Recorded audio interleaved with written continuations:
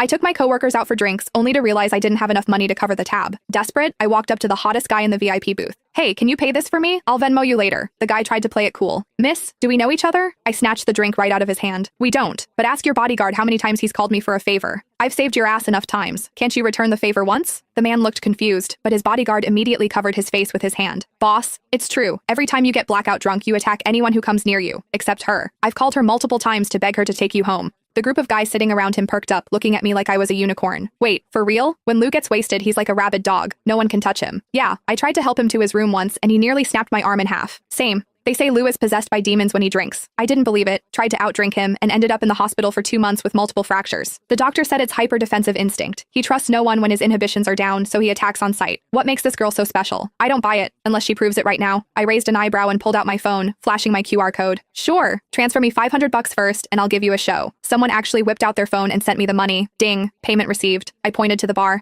I'm gonna go pay my tab, get him wasted, then come find me. The whole booth started cheering and jeering. Only the man in the center, Luke Vance, narrowed his eyes at me dangerously. I wasn't scared. I've seen him hugging a toilet bowl. I have photos.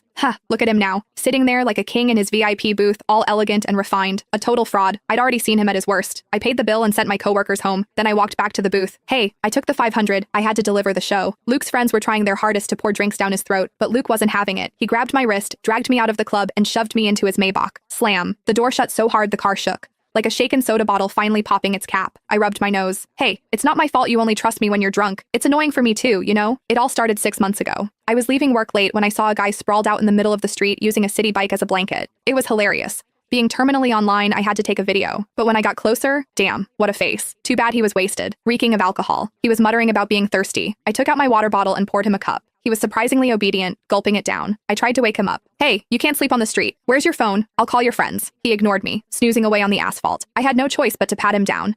Found his legs were incredibly long, like model long. I found his phone, unlocked it with Face ID, easy when they're asleep, and FaceTime D the first contact on his list. I pointed the camera at his face. Hello? This phone's owner is sleeping on the street. If you're his friend, come get him. The guy on the other end didn't even ask for a location. He just screamed, back away from him. 5 feet. Now. I thought he was worried I was going to rob the hot guy. I scoffed. Relax. I'm not interested in drunks. I'm sending you the location. Hurry up. The guy yelled again. Do not ignore me, unless you want to die. Psycho. I hung up. Then I sat on the curb to guard the guy. He decided my thigh was a better pillow than the bike. He slept like a baby under the moonlight. 10 minutes later, the friend arrived and looked at us like he was seeing a ghost. I swore. Look, I didn't touch him inappropriately. As soon as I spoke, the guy shifted. He wrapped his arms around my waist and buried his face in my stomach, treating me like a body pillow. I couldn't pry him off. I pulled his ear. Hey, wake up. Your friend is here. Let go. He didn't budge. I looked at the friend. Help me out here. I can't move his arms.